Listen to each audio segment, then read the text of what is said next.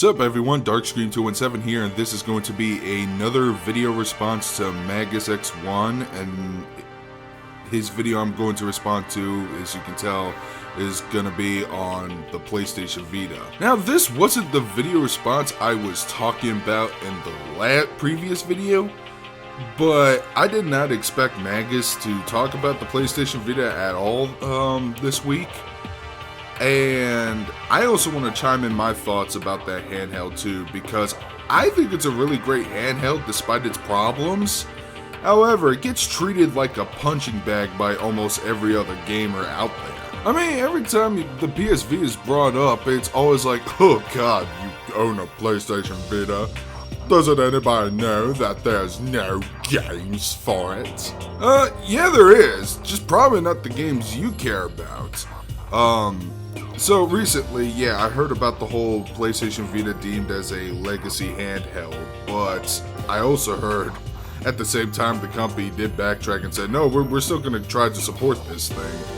I thought they were referring to the older PlayStation Vita models, because there's like a new Slim model that came out, and I thought they would focus more on those types of Vitas. But anyways, I'll just get the biggest criticism out of the way, and that is the memory card issue. I totally understand that 100%. For those who don't know what I'm talking about, the PlayStation Vita doesn't have SD card support. They got their own personal memory cards, which wouldn't be a problem, except A, their space is very small, and B, the price is always expensive for it. I think I paid the price of a regular console video game for a 16 gig memory card.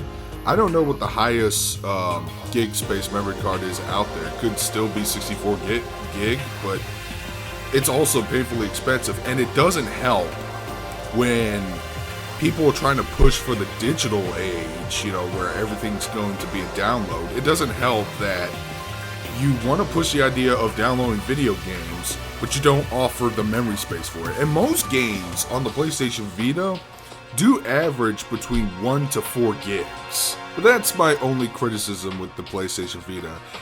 Everything else, I still love the hell out of the handheld. Most people already know this, but originally I bought the PlayStation Vita just for Persona 4 Golden. That year, in 2012, I was, curious. I was playing a lot of Persona 4 and Persona 4 Arena, and I thought, oh, they're re-releasing it for the PlayStation Vita. What features does it have? I took a look at it and I was like, wow, I gotta see if this is worth buying. So I actually PM'd Magus to see if the PlayStation Vita is worth buying. He said, yes, go get it. So I scrounged up the money and got me the Vita for Persona 4 Golden. And I have to say it was worth it, but since the 3.5 years I owned my PlayStation Vita, I've actually been growing the library very quick. Now, I have to say this handheld is great. Magus did say if you can go buy the Vita as soon as possible, but gotta mention, this is a great handheld if you're into, obscure or very niche Japanese video games. Because if you are, this handheld is perfect for it. For two reasons. One reason, they actually do localize almost any game you could think of over here. And number two, if they don't, Magus never mentioned this, I don't even know if he knows this, but you can actually, it's region free. You can actually play imports on this PlayStation Vita if you know your Japanese all that well. I have a Japanese copy of Dengeki Bunko Fighting Climax. Funny story behind that. After I purchased the game, almost 6 hours later, news articles came up of the game getting localized here, and I was like, shit. I rolled my eyes, but I was like, whatever. At least I'll still get the game earlier than everyone else. But yeah, if you're into those types of titles, mostly visual novels or obscure RPGs or some games that have unique mechanics to it, I'd say, yeah, go get this PlayStation Vita if you haven't. I did talk Windsor and Multifire into getting copies themselves. But I'm gonna skim through my library here.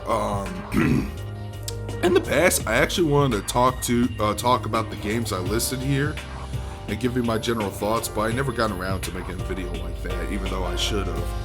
Maybe in a future video I'll go into a more extensive discussion about it. But some of the games I have here, I mentioned Persona 4 Golden, Tokyo Twilight Ghost Hunters. That's like a visual novel slash tactical RPG. It's a very interesting one. I bought that one practically on impulse.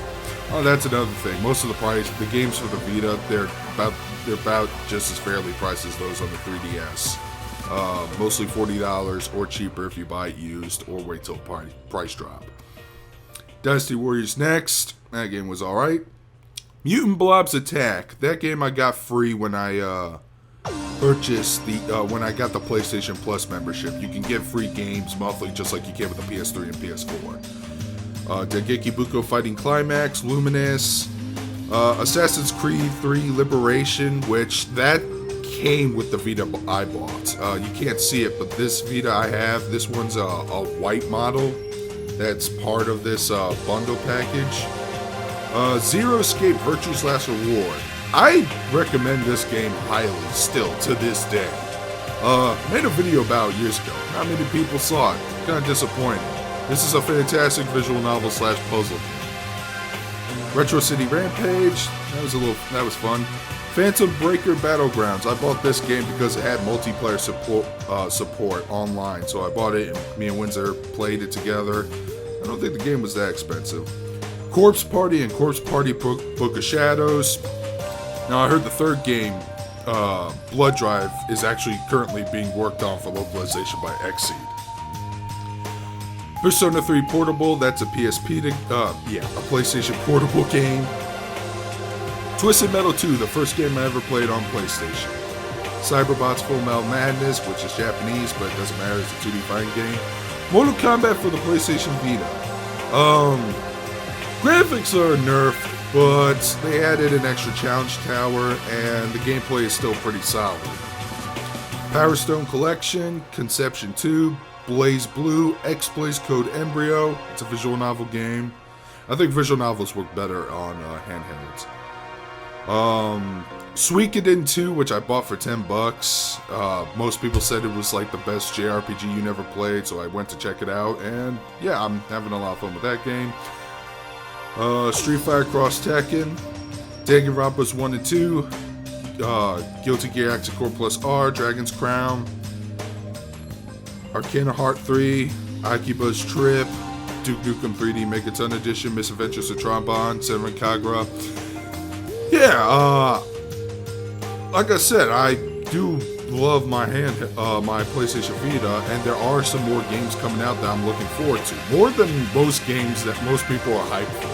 The Danganronpa Another Episode, Corpse Party, Blood Drive, those are two that I want to get my hands on when they get released here. So, that's all I got. What are your thoughts on the Vita?